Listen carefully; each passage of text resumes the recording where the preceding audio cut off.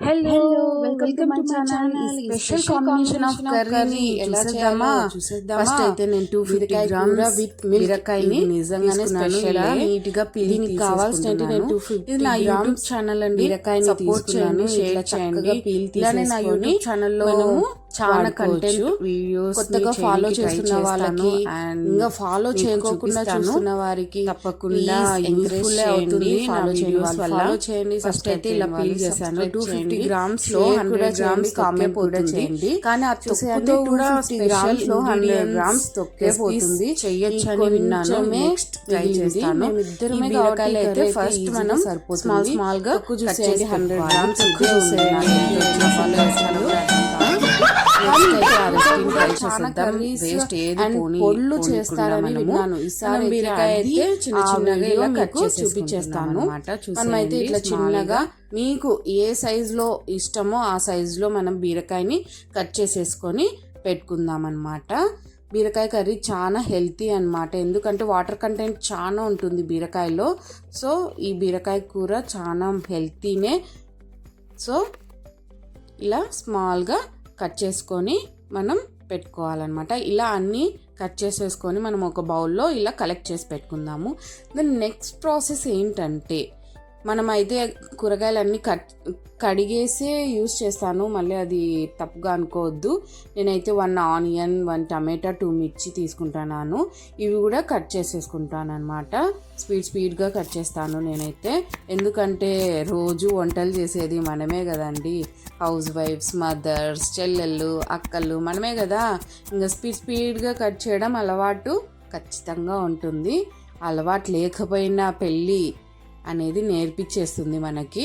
ఎందుకంటే మనం మన పిల్లలకి, మన కుటుంబానికి ఎంతో రుచిగా చేసి పెట్టాలనే ఆతృత తప్ప ఇష్టం అన్నీ నేర్పించేస్తుంది. వంట రాని వాళ్ళు కూడా ఈ కర్రీ ఈజీగా చేసేయచ్చు. ట్రై చేయండి తప్పకుండా. చాలా టేస్టీగా ఉంటుంది. రెస్టారెంట్ స్టైల్ గ్రేవీ వస్తుంది. మీకు ఎండ్ ఆఫ్ ద కర్రీ మీకే తెలిసిపోతుంది. ఇలా అన్నీ కట్ చేసి పెట్టుకున్నాను.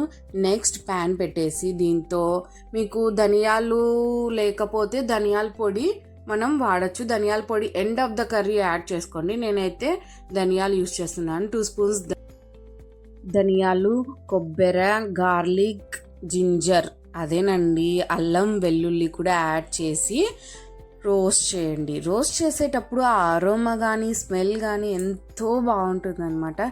ఏ కర్రీస్లోకైనా అప్పటికప్పుడు చేసే మసాలానే చాలా టేస్ట్ వస్తుంది కర్రీకి. కొందరు 1 వీక్కి సరిపడ్డ అల్లం వెల్లుల్లి పేస్ట్లు చేసి ఫ్రిడ్జ్లో పెట్టేసుకుంటారు. అది అస్సలు టేస్ట్ ఉండదండి. అప్పటికప్పుడుకి పేస్ట్ చేసి యూస్ చేస్తేనే కర్రీస్లో చాలా బాగుంటుంది అనమాట. నెక్స్ట్ అయితే ఆయిల్ వేసి జీలకర్ర, కరివేపాకు, ఎండుమిర్చి, ఆనియన్స్ వేసేసి ఆనియన్స్ కొంచెం వేగేలాగా చూసేయండి. ఇలా ఆనియన్స్ అయితే బాగా వేగాలి.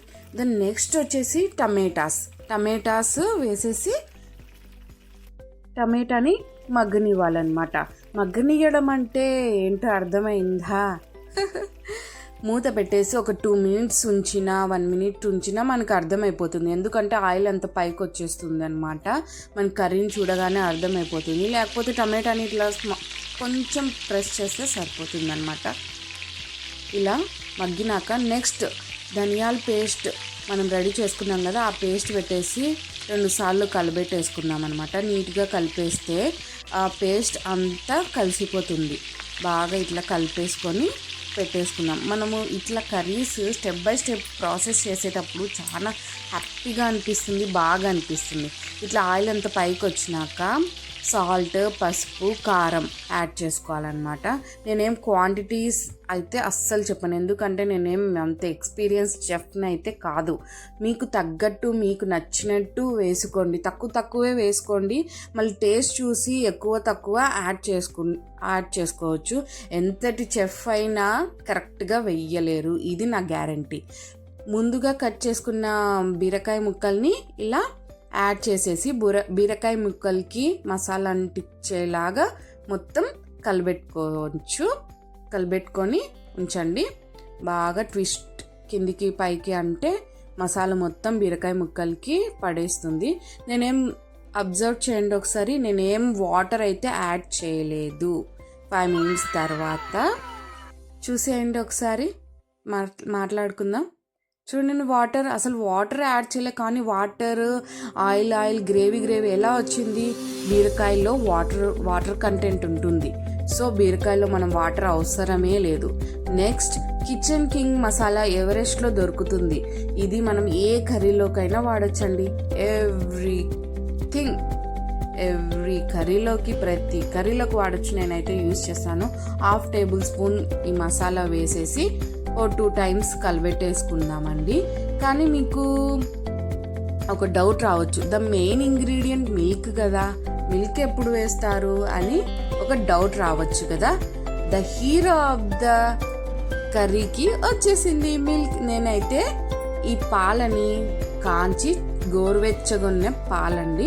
నేను క్వాంటిటీ కూడా ఇది కూడా చెప్పట్లేదండి, ఎందుకంటే కర్రీని బట్టి మీరు వేసేసుకోండి. నేనైతే ఒకే క్వాంటిటీ అనుకుంటే చిన్న గ్లాస్ పైన వేసేసుకోండి. నేను ఒక టిప్ కూడా చెప్తాను ఇప్పుడైతే, ఇది ఫ్రీ అండి మీకు. ఎప్పుడన్నా కర్రీస్లలో కారం ఎక్కువైతే హస్బెండ్ ఇట్లా అంటారు, అత్తగారు ఇట్లా అంటారు, మామగారు ఇట్లా అంటారు అని ఇబ్బంది పడుకోకుండా పాలు వేసేస్తే కర్రీలో స్పైసీనెస్ చాలా తగ్గుతుందండి. ఇదైతే నాకు టిప్ అన్నమాట. ఒక 5 minutes తర్వాత కర్రీ చూడండి ఎంత గ్రేవీగా ఎంత బాగా వచ్చిందో చూడండి. అసలు పాలు వేసినట్టు కూడా ఎవ్వరికి తెలియదు. ప్రోటీన్ వస్తుంది కర్రీకి టేస్టీ వస్తుందన్నమాట. చాలా టేస్టీగా ఉంటుంది. ఇలానే చాలా వీడియోస్ చేస్తాను, కర్రీస్ డిఫరెంట్గా ట్రై చేస్తాను. నన్ను సపోర్ట్ చేయండి. సబ్స్క్రైబ్ చేయని వాళ్ళు చేసుకోండి, బెల్ ఐకాన్ కొట్టండి.